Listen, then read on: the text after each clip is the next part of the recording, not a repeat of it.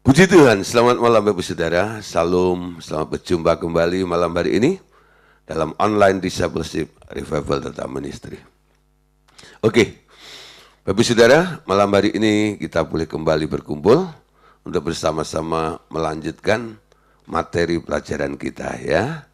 Temanya masih berbicara tentang kasih yang benar ya. Kasih yang benar. Nah, Saudara, kemarin sudah kita bahas ya, adanya pergeseran kasih. Nah, kenapa terjadi pergeseran kasih? Karena manusia jatuh ke dalam dosa. Ya. Sehingga manusia sekarang enggan untuk mengasihi Allah. Lebih cenderung untuk mengasihi dirinya sendiri. Kenapa bisa begitu berubah begitu drastis? Dari mengasihi Allah, akhirnya hanya mengasihi diri sendiri. Karena kutuk, ya. Ketika Allah bicara kepada Adam yang telah jatuh dalam dosa, Allah bilang begini, karena engkau mendengarkan perkataan istrimu, maka terkutuklah tanah. Dengan usahamu, dengan peluhmu, ya, dengan kekuatanmu, dengan upayamu, engkau akan mencari rezekimu. Nah, gara-gara mengejar ya rezeki tadi itu, manusia mulai nggak peduli dengan Tuhan. Semuanya diukur bukan dengan standarnya Allah, tapi diukur dengan standarnya penghasilan. Ya, nah sekarang duit itu menjadi dominan. Orang kalau punya duit, wah rasanya ya udah mantep begitu. Makanya berlomba-lomba untuk mencari duit supaya banyak duitnya. Nah, karena mengejar, akhirnya saudara, apa yang dikejar itu membuat hatinya terpikat. Sehingga jatuh cinta sama duit. Nah, kita bilang, ya, akar daripada kejahatan adalah cinta akan uang. Jikalau kamu mengasihi dunia ini dengan segala isinya, kasih Bapak tidak akan ada di dalam diri kamu. Terjadi pergeseran kasih. Yang dulu manusia itu begitu mengasihi sang penciptanya, mengasihi Allah, akhirnya sekarang mengasihi dunia dengan segala isinya. Nah, sebagai orang yang bertobat, ya, yang percaya kepada Tuhan, Tuhan berkata, kasihlah Allah dan firman-Nya, ya. Nah, ketika Anda mulai berbalik mengasihi Allah dan firman-Nya, di sini saudara akan terjadi ya perubahan motivasi kasih. Amin. Motivasinya apa sekarang? Ini yang akan kita pelajari malam hari ini, saudara. Ketika engkau mengasihi, kasihmu yang engkau lakukan terhadap apapun, siapapun juga ini, motivasinya apa? Ya. Nah, untuk itu, sekarang kita harus tahu dasarnya. Ternyata, dasar untuk mengasihi Tuhan, itu bukanlah kebutuhan. Perhatikan, camkan baik-baik ini. Dasar untuk mengasihi Tuhan bukanlah kebutuhan. Melainkan karena kita mengerti Ia telah lebih dahulu mengasihi kita dengan menebus kita dan kita seyogyanya memberi diri untuk kepentingan Dia. Ya, jadi dasar untuk mengasihi itu bukanlah sebuah kebutuhan. Karena aku butuh, karena aku perlu engkau, aku butuh engkau, karena aku pandang engkau bisa menolong aku. Nah, akhirnya karena alasan-alasan itu membuat engkau baru bisa melakukan namanya kasih atau mengasihi orang tersebut atau pribadi tersebut. Kenapa? Karena adanya kebutuhan. Dan Anda lihat, orang yang kau kasih itu, Anda anggap dia sanggup untuk menjamin, menolong kebutuhan Anda. Saudara, kasih yang benar, ya, motivasi kasih yang benar itu adalah ketika kita mulai mengerti bahwa Allah telah lebih dahulu mengasihi kita. Ini dasarnya. Jadi kalau ditanya, kenapa engkau mengasihi Tuhan? Jawaban yang tepat bukan karena Tuhan telah menolong saya. Ya. Bukan karena Tuhan telah menyembuhkan saya. Bukan karena Tuhan telah mencukupi kebutuhan saya. Bukan itu alasannya. Alasannya apa? Karena Ia sudah lebih dulu mengasihi saya.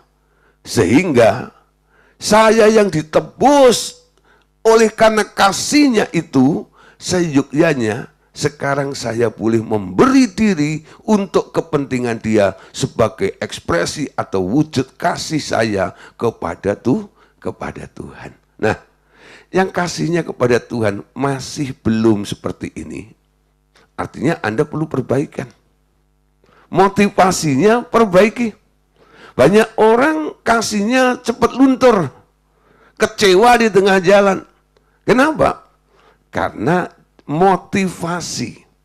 Yang motivasinya benar, yang motivasinya lurus, yang motivasinya tulus, kasihnya akan bisa bertahan menghadapi situasi apapun juga. Nah, saudara, bisa diibaratkan seperti ini. Ketika dua orang menikah, ya, dua orang dapat menikah bersama dengan motivasi memuaskan kebutuhan sendiri, baik itu kebutuhan seksual atau yang lainnya. Tetapi saudara, kasih ya yang benar tidak didasarkan oleh kebutuhan, tetapi oleh kemauan untuk menyerahkan diri.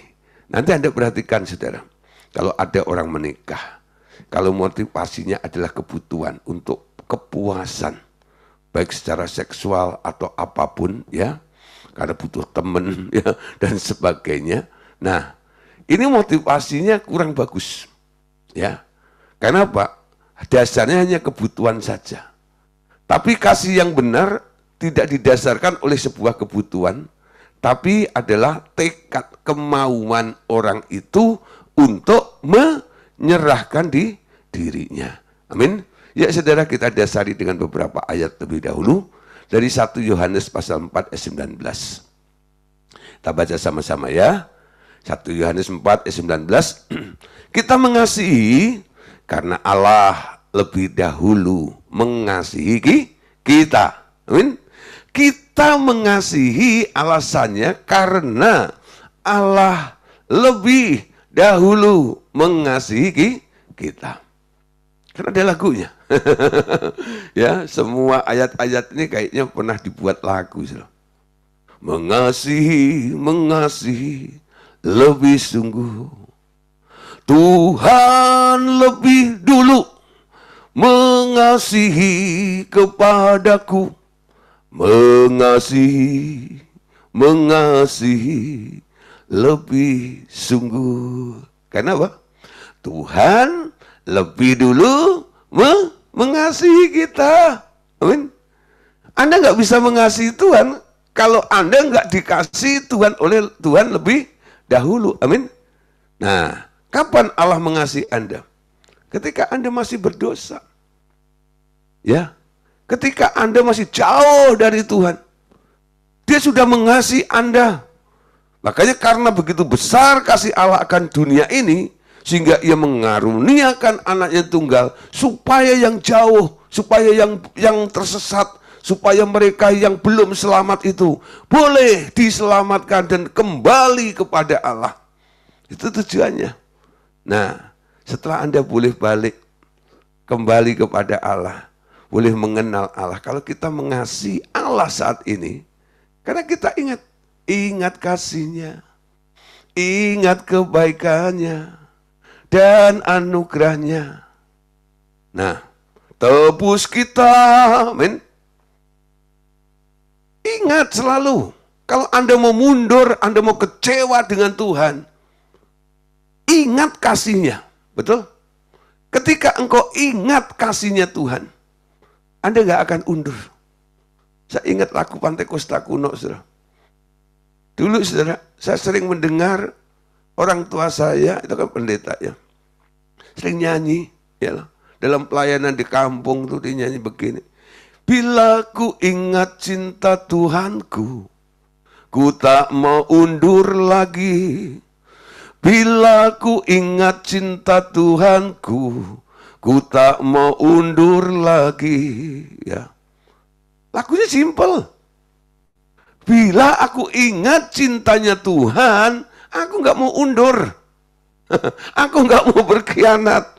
Aku terus mencintai Tuhan. Kenapa orang nggak bisa mencintai Tuhan? Dia lupa bahwa dia pernah ditolong, pernah ditebus oleh Tuhan. Amin. Dia sangat-sangat mengasihi Anda. Amin. Nah, saudara, kita lihat dampak daripada orang yang mengalami kasih Tuhan. 2 Korintus pasal 5, 14-15. Sebab kasih Kristus menguasai kami. Karena kami telah mengerti bahwa jika satu orang sudah mati untuk semua orang, maka mereka semua sudah mati. Kristus telah mati untuk semua orang supaya mereka yang hidup tidak lagi hidup untuk dirinya sendiri, tetapi untuk Dia yang telah mati dan telah dibangkitkan untuk mereka. Tangkap saudara? Kasih Kristus menguasai kami, kata Paulus. Bahwa Yesus telah mati, ya, untuk semua orang.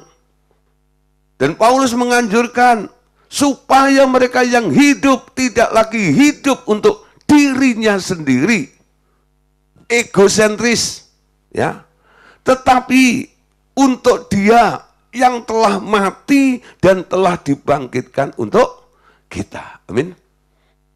Ini dasarnya. Motivasi kasih punya dasar. Ketika dasarmu benar, motivasi kasihmu juga akan benar. Amin. Ketika dasarnya salah, adalah sebuah kebutuhan, motivasi kasihmu juga akan salah, tidak benar. Amin. Nah, 1 Yohanes 3 ayat 16 katakan begini. Dengan inilah kita mengenal kasih Kristus, yaitu bahwa kita telah bahwa Kristus telah menyerahkan nyawanya untuk kita.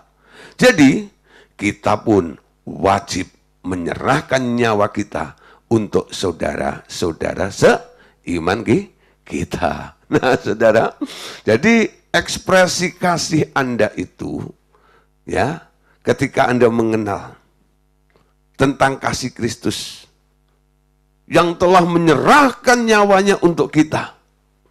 Jadi sekarang kita boleh mengambil sebuah komitmen atau sebuah sikap. Kita pun wajib menyerahkan nyawa kita untuk saudara-saudara seiman kita. Amin. Nah, apakah Anda orang yang rela menyerahkan nyawa buat saudara-saudara seiman ke Anda? Nah, ini bisa kita lihat dari kehidupan kita sehari-hari, ya. Ini contoh saudara, kita bicara tentang kasih, ya. Contoh hubungan suami istri, ya, yang sudah menikah. Contoh hubungan suami istri, ya. Nah, di sini gini. Kalau seorang istri dipukul suaminya dan dia berkata, "Aku minta cerai. Apa untungnya kawin dengan engkau?" Artinya motivasi ia kawin adalah cari untung. Siapa yang pernah begitu? Ya, setelah menikah sekian lama terjadi konflik begitu. Nah, suami mulai ya emosi, ya, mulai pukul, pak, ya. Ketika dipukul sama suami, ya, si istri mulai bilang, cerai. Apa untungnya kawin dengan kau? Nah, ketika Anda ngomong bersikap seperti itu menunjukkan motivasi Anda waktu menikah adalah cari untung. Ketika nggak untung, Anda memutuskan untuk bubar aja. Buat apa? Gua nggak untung kok, betul? Nah, Anda lihat sudah kasus-kasus perceraian di dunia ini. Kenapa mereka cerai? terjadi perceraian ini, pertimbangan mereka, untungnya apa, betul ya? Ketika mereka menimbang ya, atau menilai sebuah pernikahan itu hanya sebuah keuntungan ketika dia dirugikan, dia nggak bisa bertahan. Dia mengambil keputusan, dahlah bubar aja, nggak ada untungnya. Ya, nggak ada untungnya. Siapa saja di sini nggak ada. Amin. Nah, contoh lagi, saudara. Ya, ini kalau terjadi masalah di keluarga lagi. Kalau seorang istri dipukul suaminya dan berkata, di mana harga diriku? Nah, di mana harga diriku? Artinya, motivasi ketika ia kawin adalah cari penghargaan. Ketika nggak dihargai sama suaminya, cerai bubar ya. Nah, itu kan ada masak gitu ya. Nah, mulai nggak dipuji dan sebagainya. Kurang penghargaan sedikit aja. Bubar aja lah, seperti itu. Nah, saudara, ini dua contoh klasik ya.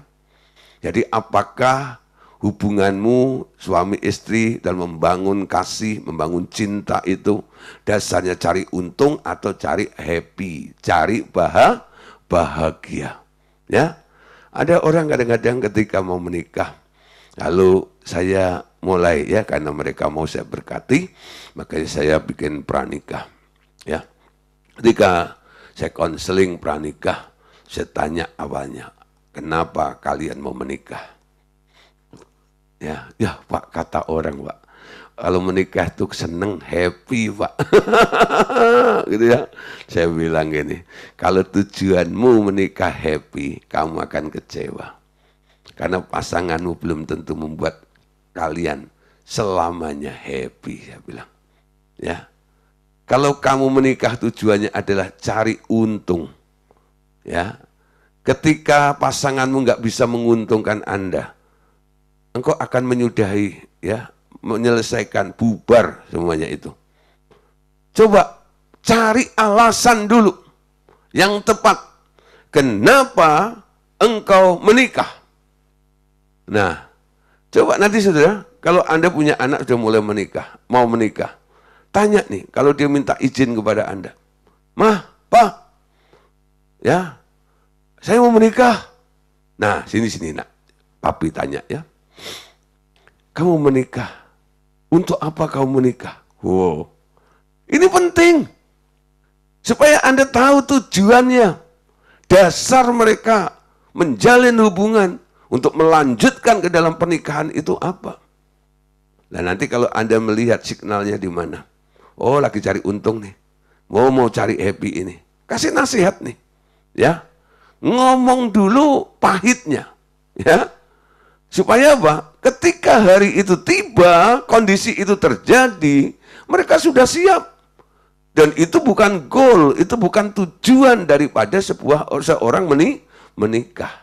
Nah Pak, kalau saya ditanya, gitu, nasihatnya apa kira-kira? Tujuan menikah yang benar itu apa? Sebenarnya tujuan menikah cuma satu. Karena disuruh Tuhan.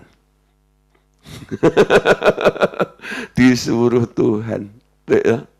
Nah, ketika dasar cuma satu itu, ketika terjadi apa-apa, Anda tinggal ngomong sama yang nyuruh, betul? Tuhan, Engkau kan yang menyuruh aku menikah sama si Ucok itu. Oh iya. Si Ucok bilang, Tuhan, Engkau kan yang menyuruh aku menikah sama si Butet itu. Iya, gitu. Tapi kok begini? Nah, Tuhan yang menyuruh, Tuhan ikut campur tangan. Amin. Itu nanti indahnya seperti itu. Tapi kalau dasarnya itu mau Anda sendiri, lalu Anda komplain sama Tuhan. Tuhan nanti cuma bilang gini, siapa yang suruh nikah? Ya saya sendiri. Itu kan pilihanmu. Itu kan keputusanmu, betul? Apa yang kau pilih, apa yang kau putuskan, ya resikonya, konsekuensinya, kamu harus hadapi dong. Kecuali aku yang nyuruh. Kalau aku yang nyuruh, nah, Aku akan ikut campur di situ. Itu beda, saudara. Nanti coba, ya. Nah, mungkin Anda sudah terlambat ya, nggak dengar nasihat ini. Sudah menikah lebih dulu. Nah, ini bisa kita anjurkan, sarankan kepada pasangan-pasangan, ya, anak-anak muda yang mau menikah. Amin. Jangan cari harga diri atau keuntungan. Amin. Nah, tapi bila cara memandangnya adalah biar Tuhan, aku terima pukulan dan hinaan dari suamiku, aku anggap ini sebagai pembayaran biaya untuk mendapat seorang suami yang kelak menjadi hamba Tuhan. Maka motivasinya adalah kasih. Jadi saudara, ketika Anda bisa menerima fakta itu, dengan perspektif yang berbeda, cara memandang yang berbeda, Anda bisa berkata, semua penderitaan yang aku terima, yang dilakukan oleh suamiku ini terhadap aku, nah, aku terima pukulan ini dan hinaan suamiku ini, aku anggap ini sebagai pembayaran, porskot, biaya, untuk nantinya aku boleh mendapatkan seorang suami yang kelak menjadi hamba Tuhan. Bukan laki-laki lain. Ya laki-laki yang kasar itu. Laki-laki yang merugikan engkau itu. Laki-laki yang gak menghargai engkau itu. Tapi perspektifmu beda. Cara memandangmu beda. Ini kandidat hamba Tuhan yang luar biasa. Ya, kasih menutup segala sesuatu. Amin. Kasih menutup dosa. Amin. Nah, Anda bisa membedakan antara dosanya yang harus ditengking, yang harus dibenci, dan orangnya yang perlu diselamatkan. Amin. Yang Anda selamatkan, buahnya akan manis. Paling tidak, saudara, kalau orang pernah Anda tolong kejebur dari got, lalu Anda angkat, tiap hari orang itu akan ingat. Engkau yang mengangkat dia keluar dari got itu. Sehingga apa? Tiap hari dia selalu bilang, thank you ya. Aku bisa sampai ada seperti ini. Karena kamu yang ngangkat aku. Coba aku nggak dapat istri kamu. Ya, mungkin nasibku lebih parah lagi kali. Aku bisa jadi seperti ini karena kamu istriku. Nah, ketika Anda mendengar ya, pengakuan suami seperti itu, betapa senangnya hatiku. Betapa senang hatiku. Hati senang, hati senang. Amin. Tapi jangan nunggu digampar suami dulu. Ya, ini tadi hanya contoh saja. Jangan cari gara-gara biar digampar suami gitu. Lah itu beda lagi, gitu loh. Itu beda. Nah, kalau Anda hidup benar, gitu loh, sudah sejalan selaras dengan firman, tetap mengalami aniaya, ya loh, diperlakukan tidak adil, Anda bisa tuker poin sama Tuhan. Amin. Dengan bilang apa? Tuhan, ya loh, ini porskot. Ya, saya pakai sebagai uang tunai untuk membayar. Amin.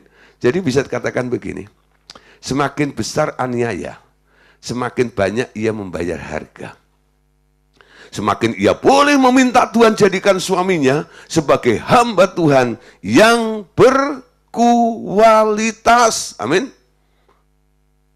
Semakin jahat suamimu, makin kasar suamimu, makin banyak penderitaan yang Anda alami, Anda bisa klaim pada Tuhan, ini nanti suami saya bukan jadi hamba Tuhan biasa-biasa aja, tapi dia akan menjadi hamba Tuhan yang luar biasa, amin. Wah, yang berkualitas. Kenapa? Harganya mahal, gitu. Pinjolnya bukan satu. Nah, saudara, penghinaannya luar biasa. Ya. Saya udah dijadiin kaset seperti ini. Nah, coba sekarang, motivasi kasih Anda apa? Ya. Nah, saudara, contoh lain. Bila Anda ditentang orang yang memusuhi Anda karena firman yang benar, yang Anda beritakan. Tentu, terpaksa Anda harus menjauh kan? Tetapi jangan pandang dia sebagai musuh. Ada saudara, ya, orang-orang yang niatnya awalnya baik. Dia beritakan firman, ya. Dia coba saudara membagikan pengalaman hidupnya, membagikan kasih Tuhan, ya, share life kepada orang-orang sekitarnya ini. Maksudnya baik. Tapi ketika orang yang ya mendengar itu menentang Anda, ya Anda jangan ngayal terus. Alkitab bilang apa? Jangan melempar mutiara ke kandang babi, betul? Nah, Anda harus menjauh. Tapi ketika Anda menjauh, Anda jangan jengkel. Jangan berubah. Awalnya Anda kan mengasihi orang itu, betul? Anda berharap orang itu bisa lebih baik. Anda berharap orang itu bisa berubah. Ketika orang itu nggak nurut omongan Anda, apakah Anda masih mengasihi orang itu atau kasihmu, cintamu berubah menjadi benci terhadap orang itu? Biarin saja. Biar kapok nanti. Ya. Lalu Anda mulai kutukin, padahal awalnya Anda berkati. Amin. Jangan pandang dia sebagai musuh. Paulus katakan gini, ya, aku menanam, Apolos menyiram, tuh. Roh Kuduslah yang memberikan pertumbuhan. Kadang-kadang sudah nafsu kita untuk mempertobatkan orang itu kelewatan. Anda berharap kalau Anda ngomong itu orang itu langsung tekuk lutut di hadapan Anda dan Anda melihat orang itu nangis mewek, air matanya Anda tampung 10 ember di depan Anda gitu ya. Wah, menyesalkan. Bertobatkan, gitu ya. Nah, saudara, apakah begitu? Kadang-kadang enggak. Dalam pengalaman hidup saya, saudara, banyak orang-orang kadang saya ajak ngomong, saya nasihati, saya bagikan firman, ajak makan kadang-kadang, sambil saya ngobrol tentang firman, saya traktir, gitu ya. Saudara, melengos, saudara. Dulu saya belum mengerti prinsip ini, saudara. Saya emosi, kurang ngajar nih orang. Ya. Dari saya mengasihi, pengen dia selamat, berubah, saudara. Biarin sajalah, dia tahu diri, gitu segala macam. Tapi sekarang, untuk kita mulai kembali kepada kasih yang benar. Walaupun Anda ditentang sekalipun, Anda jangan memandang dia sebagai musuh. Tetap pandang dia sebagai saudara Anda. Amin. Tuhan, beri kesempatan lagi. Next time, Tuhan. Pasti waktu Tuhan adalah yang terbaik. Jadi ada ayatnya ya. Dalam 2 Tesalonika 3 ayat 14. Jika ada orang yang tidak mau mendengarkan apa yang kami katakan dalam surat ini, tandailah dia dan jangan bergaul dengan dia. Ya, maksudnya kita mundur ya. Supaya ia menjadi malu. 15. Tetapi janganlah anggap dia sebagai musuh, tetapi tegurlah dia sebagai saudara seiman. Tegurlah dia sebagai saudara seiman. Amin. Anda tetap sayang, Anda tetap mengasihi orang itu. Ya. Nah, saudara, kenapa kasih itu begitu penting? Saudara, tahukah Anda bahwa kasih itu adalah atmosfer dalam dunia roh? Ya, Anda tahu atmosfer ya? Nah, kasih itu adalah atmosfer dalam dunia roh. Di mana kasih itu selalu mengalir dimanapun diperlukan. Kasih adalah dasar yang menunjang apapun dalam kerajaanku, kata Allah Bapa. Hal ini seperti udara yang kamu hirup selalu tersedia. Dan siapa yang dapat mengatur napas dengan normal akan dapat menghirup udara terus mengalir ke dalam dan keluar tanpa kontrol lagi. Nah, Bapak katakan dengan demikian juga kasihku mengalir dimanapun manusia dapat menariknya. Dan hasil dari mengumpulkan kasih dari dalam mereka menghasilkan energi dan kekuatan yang dibutuhkannya. Amin. Nah saudara, jadi kasih itu atmosfer. Seperti udara yang Anda hirup tiap hari. Yang menghasilkan energi sehingga Anda mendapatkan kesegaran. Karena Anda segar, saudara. Jadi Anda semakin energik gitu loh ya.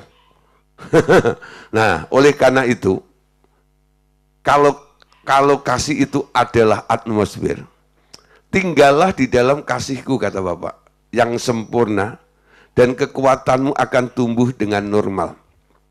Di mana kamu akan melihat rasa takut tak punya uang membuat mereka tak dapat masuk ke dalam kasihku dan membuat mereka tercekik dan sulit bernafas. Ya. Jadi saudara, ketika Anda tinggal di dalam kasih, menghirup atmosfer kasih itu, ada di dalam atmosfer kasih itu, yang namanya cemas, namanya takut, kekurangan duit, ya, itu nggak akan dapat masuk ke dalam kasihnya Allah. Itu ibaratnya seperti ya ketakutan, kecemasan itu ketika masuk dalam atmosfer kasih itu, dia tercekik, sulit untuk bernafas. Karena di dalam kasih itu sudah ada mujizat, ada kesempurnaan, ada pemulihan, betul? Itu kasih. Di dalam kasih itu, ya. Nah, saudara, Anda lihat saudara ya. Bayangkan Anda dapat berpuasa berhari-hari, tidak makan atau tidak minum, betul? Tapi Anda tak dapat berhenti bernapas lebih dari beberapa belas menit saja. Demikian pula untuk tinggal dalam kerajaan Allah. Anda tidak dapat lebih dari beberapa belas menit tanpa bernafas dalam kasih. Amin. Jadi orang kalau kehilangan kasih, dia akan koit. Seperti orang yang kehilangan atmosfer atau udara, ya, berhenti bernafas. Ya. Nah, Anda nggak bisa kehilangan kasih itu. Orang kalau kehilangan kasih, lambat laun akan jadi rusak. 1 Yohanes 4:18. Di dalam kasih tidak ada ketakutan. Kasih yang sempurna melenyapkan ketakutan. Sebab ketakutan mengandung hukuman. Dan siapa yang takut ia tidak sempurna di dalam kasih. Siapa di sini yang takut nggak bisa makan? Takut tentang hari esok. Itu menunjukkan tidak sempurnanya kasihmu. Betul? Kasih melenyapkan ketakutan.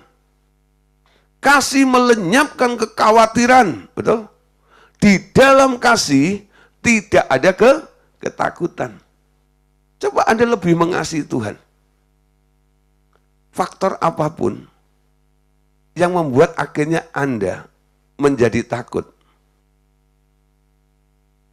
Walaupun itu ada dan terjadi dalam kehidupan Anda nggak akan takut. Kenapa? Anda tahu, ada garansi. Ada jaminan. Karena Anda hidup di dalam kasih itu. Semakin mengasihi Tuhan aja. I love you Lord. Makasih Tuhan, aku mengasihi Engkau. Amin. Nah, malam hari ini saya harap Bapak Saudara mulai mengerti, menangkap. Ya. Bapak katakan sekarang kamu mengerti tentang cara kerja kutuk beroperasi di dalam pikiran manusia. Itu memang harus diusir. Tetapi bagaimana bekerjanya kutuk ini, betul? Banyak orang kadang-kadang hanya mau didoain supaya kutuknya diusir. Tapi mereka tidak mau mengerti tentang mekanisme bagaimana cara kutuk itu bekerja di dalam diri manusia. Ya, saudara tahukah bahwa kutukan itu menyebabkan manusia tidak dapat berpikir dalam anugerah lagi. Yang dipikirkan apa? Pikiran terkutuk itu cepat. Selalu bilang nggak bisa. Selalu bilang nggak mampu. Selalu bilang mana mungkin, mana mungkin, mana mungkin, mana mungkin, mana mungkin, mana mungkin, mana mungkin. Ya, bagaimana caranya? Nah, itu unsur-unsur di dalam ketakutan, kekhawatiran, karena apa? Di bawah area kutub itu. Dia keluar dari daerah anugerah. Anda ingat pelajaran tentang anugerah? Apa itu grace? Apa itu anugerah? Anugerah adalah sesuatu yang kita terima. Walaupun ya sebenarnya Anda nggak layak untuk menerimanya. Akhirnya Anda mendapatkannya juga. Betul? Mungkin alasannya nggak ada. Kenapa Anda dapat? Grace, anugerah. Pikiran anugerah berbeda dengan pikiran kutuk. Orang yang ada di daerah pikiran terkutuk, ya, selalu pikirannya nervous. Tapi orang yang berpikir di area anugerah, pikirannya luas. Walaupun harus melalui liku-liku jalan kehidupan ini, dia selalu berkata, selalu ada jalan. Tuh ya. Saat tiada jalan, dia buat jalan. Amin. Saat tiada jalan. Orang yang berpikir dalam anugerah selalu bilang, tiada yang mustahil bagi orang percaya. Betul ya? Pasti bisa. Kalau orang tinggal di daerah kutub, pikiran selalu apa? Mana mungkin, mana mungkin, mana mungkin, mana bisa, mana bisa, mana bisa. Selalu mentok. Kenapa? Nggak melihat way out-nya. Tapi orang yang tinggal di daerah anugerah, dia melihat Yesus yang berkata, akulah jalan, akulah kebenaran, dan akulah hidup. Amin. Dia menjadi jalan bagi kita yang percaya. Nah, saudara, ketika atau saat mereka berpikir di dalam anugerah lagi, mereka akan dapat menghirup udara kasih. Dan semua akan berjalan dengan lancar karena di dalam kasihku sudah tersedia segala yang perlu untuk hidup berkelimpahan. Amin. Nah, orang yang hidup di dalam anugerah, dia berkata, yang ku tahu kau sediakan seturut firman-Mu, yalah, seturut janji-Mu. Anda mengerti. Anda punya Allah sebagai provider, penyedia dalam kehidupan Anda. Nah, saudara, kita bisa simpulkan. Ketakutan adalah lawan dari ketaatan, bukan? Nah, di sini iblis bekerja dengan ketakutan. Tetapi Allah bekerja dengan ketaatan. Ini bedanya. Senjatanya iblis adalah menakut-nakutin Anda. Tetapi senjatanya Allah adalah mengajar Anda supaya Anda belajar taat. Amin. Saudara, untuk Anda bisa belajar taat, Anda harus masuk ke dalam pencobaan, dalam masalah. Kalau orang lagi enak-enak, semuanya tersedia dan sebagainya, untuk taat ya gampang, betul? Tapi ketika situasinya sulit, apakah Anda masih bisa taat? Taat dalam penderitaan. Penderitaan bisa membuat Anda taat. Penderitaan juga bisa membuat Anda takut. Amin. Ketika penderitaan itu, masalah itu datang menghampiri Anda menjadi takut, atau Anda mau menjadikan penderitaan atau masalah ini menjadi sarana untuk nantinya Anda dinilai oleh Tuhan. Wah, ini taat nih. Kenapa? Dia tetap setia. Walaupun menderita. Amin. Nah, saudara, mereka yang hidup dengan ketakutan, yang tetap terhadap apapun akan mendapat kehidupan yang sengsara. Tetapi mereka yang hidup dalam ketaatan akan berada dalam pemeliharaan terus menerus dari kerajaan Allah. Jadi mereka yang hidup dalam ketakutan hasilnya adalah sengsara. Tapi yang taat dipelihara oleh Tuhan. Amin. Nah, menjadi favoritnya Tuhan. Bapak katakan, aku tak suka anak-anakku menderita apapun. Jadi penderitaan itu bukan ide gagasannya Bapak. Nah, itulah sebabnya Bapak katakan, aku menyediakan Taman Eden sebelum aku menciptakan manusia. Taman itu telah dipersiapkan lebih dahulu untuk memelihara manusia ciptaanku agar hidup dalam kelimpahanku.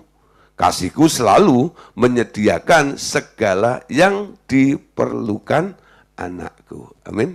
Anda tahu sudah, sebelum manusianya dibuat, tamannya sudah dibuat. Untuk apa? Untuk fasilitas. Itu memang disediakan untuk manusia, supaya manusia boleh menikmatinya. Nah, ketika Anda tinggal dalam anugerah Allah, Yesus lebih dulu mati buat Anda, bukan? Grace-nya Allah melalui pengorbanan Yesus, itu ibaratnya adalah sebuah Taman Eden. Dan Anda masuk di dalam grace, di dalam anugerah itu. Ada di dalam Taman Eden yang semuanya sudah ada. Amin. Untuk Anda. Amin. Sekarang Yesus mati buat siapa? Buat Anda. Yesus menahan rasa sakit buat siapa? Buat Anda, betul? Yesus yang kaya rela menjadi miskin supaya Anda yang miskin menjadi kaya, betul? Jadi semua itu dilakukan lebih dulu. Itu Eden namanya. Eden yang dibuat lebih dulu, baru Anda nyemplung di situ. Nangkap saudara? Ya, Matius 6 ayat 30. Jadi jika demikian Allah mendandani rumput di ladang, yang hari ini ada, dan besok dibuang ke dalam api, tidakkah ia akan terlebih lagi mendandani kamu, hai orang yang kurang percaya. Jadi sudah Anda lihat ya, perhatian Tuhan itu begitu luar biasa. Amin. Kalau yang sementara, yang hari ini muncul lalu lenyap aja, didandani begitu indah oleh Tuhan. Apalagi Anda dan saya. Amin. Ya. Nah saudara, Tuhan tuh bawa kita kadang-kadang ya. Di dalam Tuhan itu nggak membuat Anda jadi orang miskin, nggak punya apa-apa. Enggak sama sekali. Ketika engkau hidup dalam anugerah, ku hidup dalam anugerah Tuhan.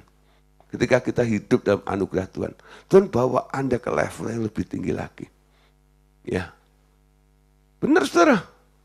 Anda ingat ya, ketika mungkin Anda belum mengerti tentang anugerah Allah, betapa sulitnya hidup kita dulu. Jadi ketika SD dulu saya sekolah pakai sepatu boot ya, yang putih itu. Nanti kalau udah agak butek-butek itu, nah dicuci masih hitam-hitam gitu. Apa yang kita lakukan? Digosok pakai kapur. Kan ya. Nah, tasnya itu loh dari apa sih? Bikin sendiri itu tasnya dijahit gitu. Dari apa? Kantong terigu segitiga biru. Ingat semuanya. Nah, tapi saudara, Tuhan bawa kita. Ya, sehingga sekarang kita punya sepatu ya bolehlah dibilang harganya lumayan lah gitu ya. Kenapa Tuhan mendandani kita? Ya. Kadang-kadang saudara, sebenarnya bukan karena pengen punya sepatu mahal gitu, enggak kadang-kadang.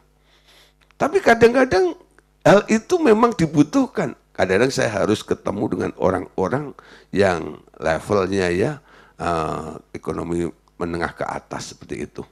Masa saya pakai sandal jepit kan nggak mungkin itu ya. Nah, ketika saya datang ke sana segala macam itu, bagi hamba Tuhan saya juga nggak malu-maluin itu ya. Dia pakai sepatu apa saya gitu. Kayaknya mereknya sama. Nah, saudara, walaupun saudara, mereknya sepatu saya itu, kalau sekarang mereknya kan ada Skechers apa dan sebagainya. Merek sepatu saya itu cuma satu, saudara, Ratu. Oh, Ratuku. Ada nelpon Pak Gideon gitu ya. Nomor kakinya berapa sepatunya gitu ya. Gitu ya. Datang saudara. Pulang dari Hong Kong mereka. Kasih sepatu saudara. Saya cek di Google, harganya 3,5 juta, dan segala macam. Kaget, saudara. Ya. Itu kadang-kadang seperti itu. Tuhan bawa seperti itu. Saya tidak sedang pamer tentang itu, enggak. Ya. Tapi saya hanya bicara, saudara, bagaimana hidup di dalam anugerah Allah, kalau rumput aja didandani begitu indah, Anda pun bisa, amin. Bukan untuk wah megah, mewah, bukan. Pasti ada tujuannya. Kenapa Tuhan kasih seperti itu? Ya. Walaupun kadang-kadang dikasih barang second, kasih arloji. Ketika saya cek harganya, 10 juta. Kaget juga. Memang sekarang ada yang berapa M sih, gitu ya. Saya nggak bicara yang MM-an, atau ember semuanya lah. Tapi paling nggak udah pakai yang di atas 10 segala macam itu kan udah, aduh puji Tuhan lah, gitu-gitu ya. Ya, kadang lucu-lucu aja lah, seperti itu ya. Ini hanya menunjukkan bagaimana Tuhan perhatikan dan mendandani kita, amin. Nah, kesaksian saya seperti ini supaya apa? Anda nggak memandang, Pak Gideon itu hanya teori saja. Betul, saudara, saya ngalami dalam hidup saya. Ya, mengalami hal seperti itu. Ketika saya lebih mengasihi Tuhan, berkat itu cepat ngalirnya. Ketika saya mulai fokus dengan masalah saya, duit itu syaratnya luar biasa. Nah, ketika saya tahu mulai seret seperti itu, saya mulai berbalik arah. I love you Lord, ya.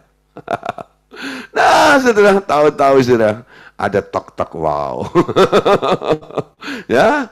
Nah, Yakobus 5:11. Ya. Yakobus 5:11. Sesungguhnya kita menyebut mereka berbahagia, yaitu mereka yang telah bertekun. Kamu telah mendengar tentang ketekunan Ayub, dan kamu telah tahu apa yang pada akhirnya disediakan Tuhan baginya. Karena Tuhan Maha Penyayang dan penuh belas kasihan. Apa yang pada akhirnya disediakan Tuhan baginya. Amin. Nah, saudara, hidup ini harus hati-hati. Jangan sampai saudara, Anda hidup di daerah yang salah, sehingga Anda menghirup udara yang beracun. Nah, bagaimana supaya Anda nggak menghirup udara beracun? Tinggal di dalam dunia adalah tinggal di dalam lingkungan yang salah. Kenapa? Dunia ini penuh dengan amarah. Dunia ini penuh dengan kecewa. Dunia ini penuh dengan orang yang sakit hati, dendam, cemburu, dan iri hati. Coba Anda saudara, buka handphone, ya, Anda lihat sosmed. Beritanya apa? Baik TikTok maupun apapun, ya, Instagram, ya, Reel, dan sebagainya. Beritanya adalah ekspresi dari orang-orang yang benci, iri satu dengan yang lainnya. Saling memfitnah, betul ya? Dan Anda kadang-kadang kena juga nih dampaknya. Oh iya ya, BBM langka ya. Mulai saudara, kambing hitamnya siapa? Gini, dimunculkan ini dan itu, digoreng ini dan itu dan sebagainya. Nah, itu berita dari mana? Sumbernya dari siapa? Orang-orang yang sedang marah. Orang-orang yang sedang kecewa, orang-orang yang sedang sakit hati, orang-orang yang sedang dendam, orang-orang yang sedang cemburu, orang-orang yang sedang iri hati. Dan Anda telan. Amin.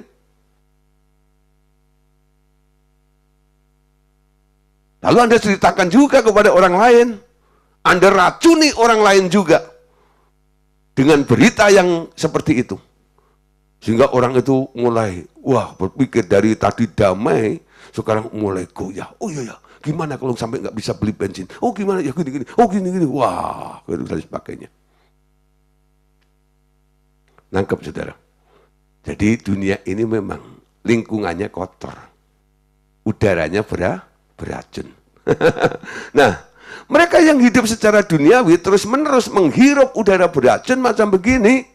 Itu sebabnya mereka yang dilahirkan baru dipindahkan oleh Tuhan ke dalam kerajaan surga, di mana kasih menjadi lingkungan hidup yang baru, agar Anda bernafas udara yang sehat dan menguatkan. Amin. Saya ingat waktu mertua saya, ya, hampir 3 bulan di Aussie. Kan di Indonesia, ya loh, waduh saudara ya, tiap 2 minggu sekali kadang-kadang saya mesti antar ke rumah sakit Pluit karena punya dokter spesialis di sana. Sakit ini, sakit itu, dan sebagainya.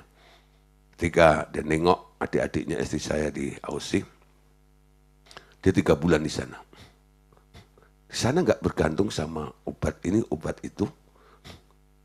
Dia jalan, dia gini-gini, kenapa? Udara di Indonesia sama udara di Aussie beda.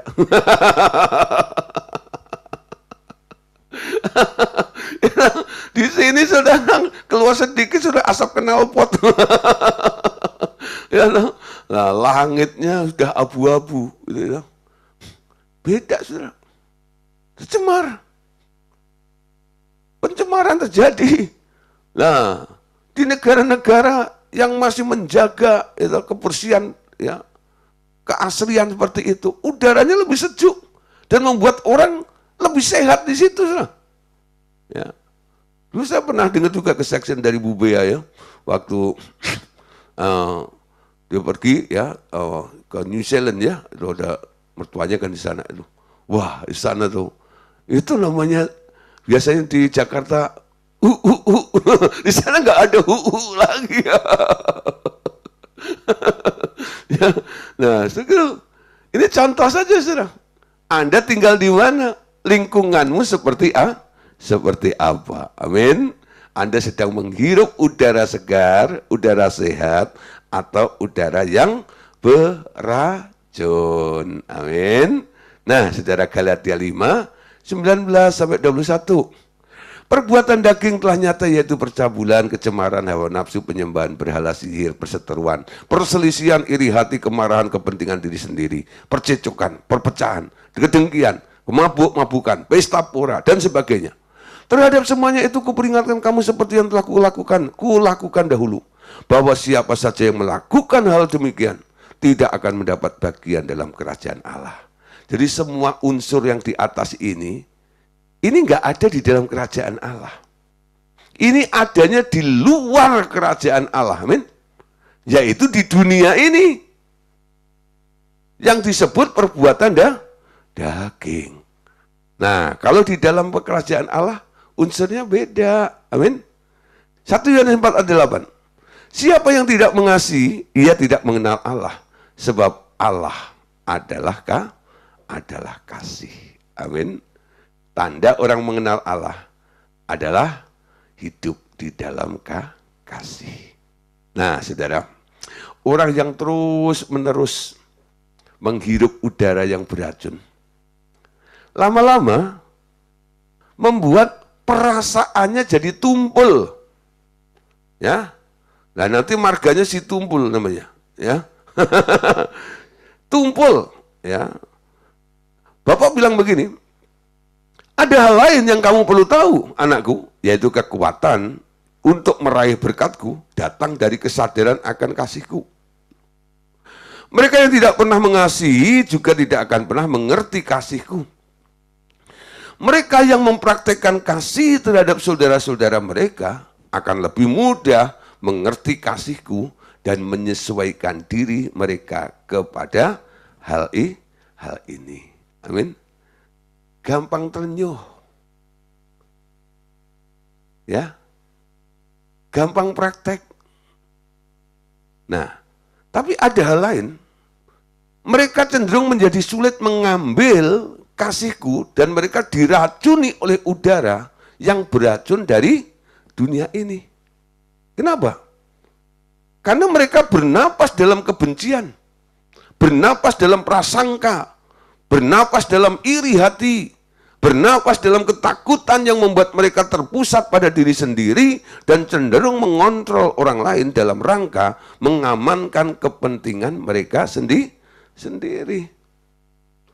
Jadi sudah, Anda tahu ya, orang ini sedang bernapas dalam lumpur, lumpur kebencian, ya.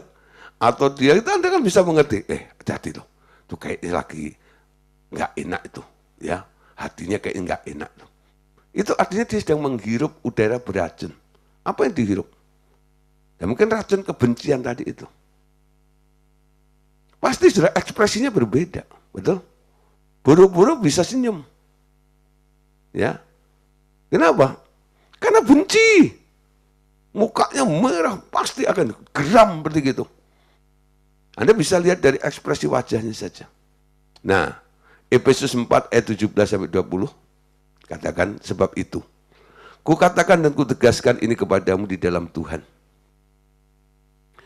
Jangan hidup lagi seperti orang-orang yang tidak mengenal Allah dengan pikirannya yang sia-sia dan pengertiannya yang gelap, jauh dari hidup yang berasal dari Allah, karena kebodohan yang ada di dalam mereka dan karena kekerasan hati mereka.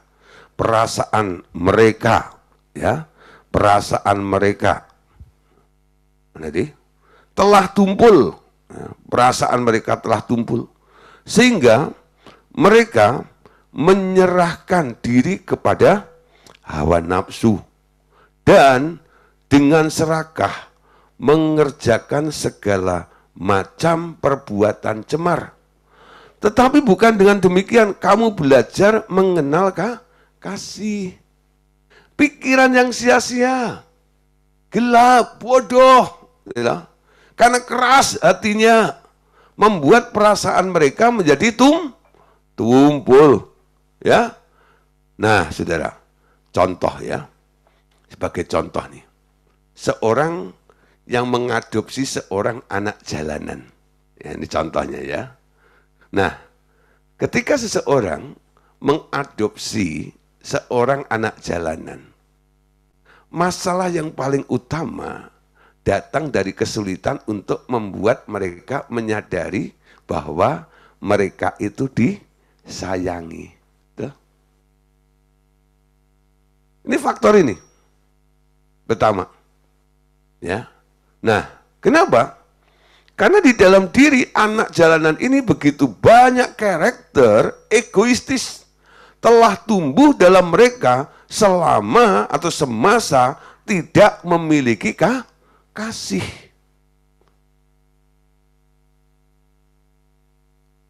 Nah, sering banyak peringatan dan disiplin yang harus dilakukan terhadap mereka dalam rangka mengajar bahwa mereka tak perlu berlebihan dalam mendapatkan apa yang mereka butuhkan. Ya? Nah, jadi mulai dididik nih anak-anak seperti ini. Kenapa? Kalau ngambil sesuatu mesti ambil banyak. Kenapa? Takut kurang. Gimana nanti kalau nggak bisa makan? Karena pengalaman pahit, pengalaman buruknya ini, ya, masa di jalanan itu membuat dia harus ambil banyak, seperti itu. Ketika dia mengambil banyak bukan untuk dimakan saat itu, tapi karena adanya faktor ketakutan, kecemasan, kekhawatiran, ya, kalau aku nggak ngambil banyak, nanti aku nggak bisa makan lagi. Padahal sudah di tempatnya yang baru, jadi anaknya orang kaya itu, pagi masak, siang masak, malam masak. Jadi masak pagi buat makan pagi, masak siang buat makan siang, makan malam buat makan malam. Nah, ketika sarapan dibuka, saudara, wah, dia pikir, dia stok, saudara. Ini untuk makan siang sekaligus nanti makan malam, simpen ke situ. Nah, harus didisiplin. Enggak gitu. Makan secukupnya, betul? Nah, orang yang tidak mengambil bagiannya secukupnya sesuai dengan takaran yang dibutuhkan, itu di hadapan Tuhan sebenarnya dibilang apa? Serakah sebenarnya. Ya. Nah, serakah. Keserakahan timbul dari perasaan tak aman tentang masa depan mereka. Ya. Nah, mereka cenderung mengumpulkan hal yang tidak mereka butuhkan segera. Begitu banyak untuk mereka pada saat ini karena mereka takut tidak mendapatkan kesempatan yang sama di masa datang. Amin. Tuhan mengajar tentang hal kekhawatiran. Biarlah kesusahan sehari cukuplah untuk sehari. Dalam doa Bapa kami diajarkan. Berilah kami makanan kami yang secukupnya. Berilah kami rezeki pada hari ini. Amin. Jangan khawatir tentang hari esok. Karena hari esok punya kesusahan sendiri. Apakah dengan kekhawatiranmu engkau bisa menolong atau memperpanjang masa hidupmu? Itu kata Tuhan. Amin. Nah, saudara, orang-orang seperti model anak jalanan ini, mereka menjadi egois. Karena mereka berpikir bahwa anugerah hanya datang kadang-kadang saja. Padahal Bapak katakan, aku tak pernah menghentikan berkat-berkat dan persediaan untuk anak-anakku. Amin. Nah, saudara, kelimpahan luar biasa. Yuk kita lihat beberapa ayat, saudara. Efesus pasal 5 ayat 5. Karena ingatlah, ini baik-baik tidak ada orang sundal, orang cemar, atau orang serakah. Artinya penyembah berhala yang mendapat bagian dalam kerajaan Kristus dan Allah. Serakah itu bukan sesuatu sifat yang ada di dalam kerajaan Allah. Ya. 1 Yohanes 4 ayat 7. Saudara-saudara yang terkasih, marilah kita saling mengasihi. Sebab kasih itu berasal dari Allah. Dan setiap orang yang mengasihi lahir dari Allah dan mengenal Allah. Amin. Tanda orang mengenal dan lahir dari Allah adalah mereka hidup saling mengasihi. Amin. Nah, kalau kita ketemu dengan teman-teman kita seiman, ku kasihi kau dengan kasih Tuhan. Ku kasihi kau dengan kasih Tuhan. Kulihat di wajahmu, kemuliaan Tuhan. Ku kasihi kau dengan kasih Tuhan. Amin. Dalam Yesus kita bersaudara. Ya, enak banget, saudara. Walaupun naik kereta. Ya, gak masalah. Ya. Tapi Anda tetap menjadi saudara seiman. Amin. Nah, saudara, bagian terakhir, saudara. Ya. Kita lihat, saudara. Ya, ketika kasihmu benar, akan terjadi pemindahan kekayaan. Wah. Maksudnya apa, Pak? Memang, saudara, ada saatnya di mana ketaatan kepadaku, kata Bapak, menjadi faktor yang penting dalam rangka membuka bendungan berkat. Ibaratnya seperti tembok-tembok Yeriko, di mana kelimpahan dari orang-orang kafir disimpan untuk anak-anakku.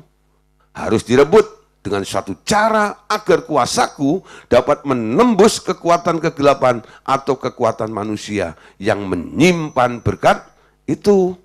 Nah, mereka tentu akan mencoba mempertahankan milik curian itu daripadaku. Aku memiliki bumi serta semua emas dan perak. Mereka diberikan kekuatan untuk mengumpulkannya, tetapi tidak diberikan kekuatan untuk menikmatinya selamanya. Hal itu disediakan untuk anak-anakku. Ya, ini janji Allah Bapa, saudara. Ketika kita mau taat, saudara, kelimpahan akan mengalir kepada Anda. Ya, nah, Ada hal-hal tertentu yang harus dikerjakan di dalam dunia roh agar pengalian kekayaan dapat terlaksana. Di sini kepatuhan mempunyai peranan agar hal itu terjadi. Saudara, kuncinya apa? Patuh, taat kepada Tuhan. Ya, semua apa yang menjadi kebutuhan Anda, Tuhan bisa lakukan, bahkan dia bisa memindahkan kekayaan bangsa-bangsa itu ke dalam lumbung Anda. Karena Anda taat. Amin. Nah, Pengkhotbah 6 ayat 1 sampai 2. Ada suatu kemalangan yang telah kulihat di bawah matahari yang sangat menekan manusia. Jadi ini pengalaman hasil survei daripada Salomo, saudara. Ya, dia melihat ada sesuatu yang disebut malang, ya, bukan Malang Surabaya, nasib yang malang, kemalangan yang kulihat di bawah matahari, dan itu sangat menekan manusia, nyesek gitu loh. Ya, kenapa dia nyesek? Ayat 2, saudara. Orang yang dikaruniai Allah kekayaan, harta benda, dan kemuliaan, sehingga ia tak kekurangan satu apapun yang diingininya. Ya. Tetapi orang itu tidak dikarunia kuasa oleh Allah untuk menikmatinya, melainkan orang lain yang menikmatinya. Inilah kesia-siaan dan penderitaan yang pahit. Wah, pinter cari duit. Rajin kerja, wah semuanya. Akhirnya menjadi kaya raya, menjadi miliarder, ya, ya, itu menjadi orang kaya, ya. Hartanya mungkin triliunan dan sebagainya. Tapi saudara, belum tentu orang-orang yang melimpah dengan harta seperti itu, ya, dia disebut bahagia. Salomo bilang, ada orang kaya tapi malang. Dan itu yang dilihat di bawah kolong matahari. Bukan di dalam kerajaan surga. Betul? Di bawah kolong matahari itu di dunia ini. Dan itu sangat menekan, menyiksa, nyesek. Ya. Orang yang dikaruniai kekayaan, harta benda, kemuliaan, itu pangkat, derajat, ya, harta, semua dia dapat. Sudah kaya, punya jabatan, punya perusahaan, dan sebagainya. Wah, gitu ya. Komplit deh, gitu ya. Nah, dibilang nggak kekurangan satu apapun yang diinginkannya. Tapi saudara, ada satu. Orang itu tidak dikarunia kuasa oleh Allah untuk menikmatinya. Nah, ada saudara, dia bisa beli apa saja.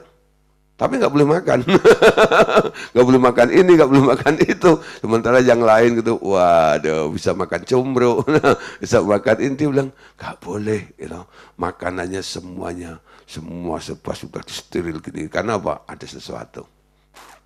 Ya, nah ini sangat menyesakkan. Aku kok nggak kayak kamu ya, bisa makan ini, makan itu. Pada aku bisa beli loh. Itu nyesek namanya.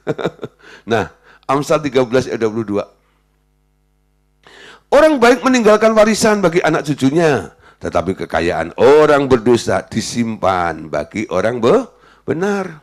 Nah, orang benar menjadi orang benar karena Anda taat, itu mujur, nggak malang. Untung nasibnya, karena apa?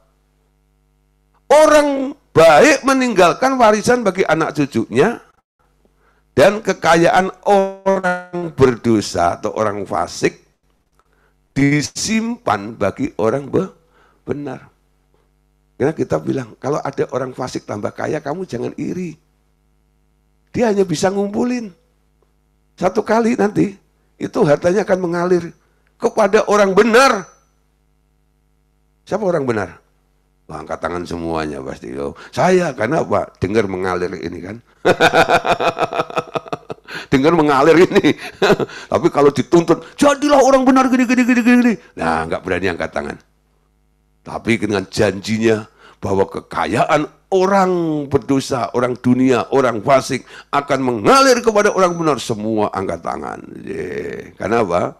Mau mendapatkan aliran-aliran itu, ya. Nah, saudara, ayat berikutnya, Amsal 28 ayat 8. Orang yang berbanyak hartanya dengan riba dan bunga uang mengumpulkan itu untuk orang-orang yang mempunyai belas kasihan kepada orang-orang lemah. Ada orang yang mengumpulkan harta dengan cara seperti itu. Makan riba, ya, membungakan uang dan sebagainya. Gak akan beruntung. Jangan jadi rentenir. Ya.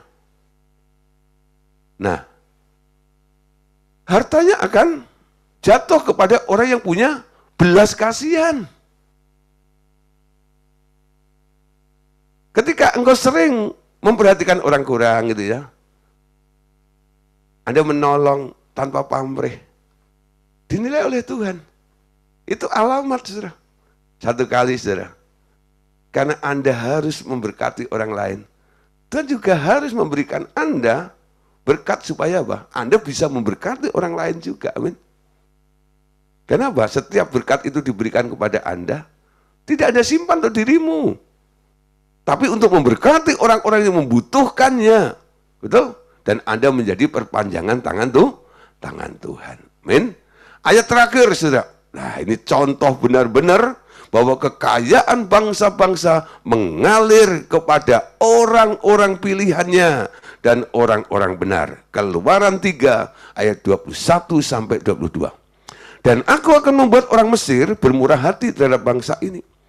Sehingga apabila kamu pergi, kamu tidak pergi dengan tangan hampa.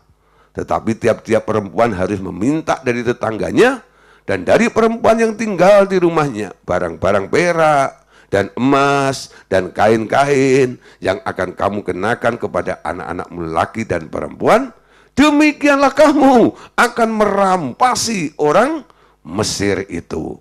Memang sudah istilahnya sedikit kasar. Merampas. Ya. Tapi sebenarnya bukan berniat jahat, tidak. Ya. Memang saudara, Tuhan menyimpan hartanya. Disimpan di dalam orang Mesir. Ketika bangsa pilihan ini harus keluar dan dia membutuhkan, saudara, bekal yang begitu besar karena perjalanannya begitu jauh ini. Nah, dari mana dia dapat modalnya? Tinggal ambil. Nah, jadi sebenarnya bukan ngerampasin, saudara. Itu perempuan-perempuan Israel itu ngomong sama nyonyahnya. Itu kan budak dengan nyonyah kan ya. Nyah, besok saya mau pergi loh. Kita mau berpisah loh. Gitu-gitu dan sebagainya. Gitu. Nah, nyah, gitu. Itu anteng kok gede banget. Ya udah buat kamu lah. Itu gelang kok. Ya buat kamu lah gitu ya. Itu orang Mesir, saudara. Yang tadinya sangat menindas. Hari itu berubah menjadi murah hati.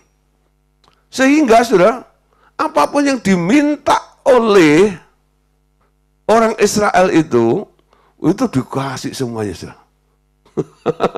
Sehingga Anda tahu, ketika bangsa Israel di padang gurun tuh, dia punya emas kiloan. Ketika membuat patung lembu emas, Anda tahu, itu patung lembu emas itu berapa kilo, saudara? Itu emas murni, saudara, semuanya. Dari mana? Dari anteng-anteng, dari gelang yang dipakai perempuan-perempuan. Itu emas dari mana? Punyanya orang Mesir dulu. Yang dibawa oleh orang Israel ketika keluar dari Mesir. Itu kekayaan bangsa-bangsa akan mengalir kepada orang-orang benar. Nah, saudara, kalau dengar cerita seperti ini kayaknya menarik dan mulai pengen tuh ya. Tapi saudara kembali, mulai kasihmu harus benar. Pergeseran kasih ini harus diubah. Tinggal di dalam anugerah. Bukan sistem dunia ini. Hirup udara yang benar, yang kasih. Bukan udara yang beracun.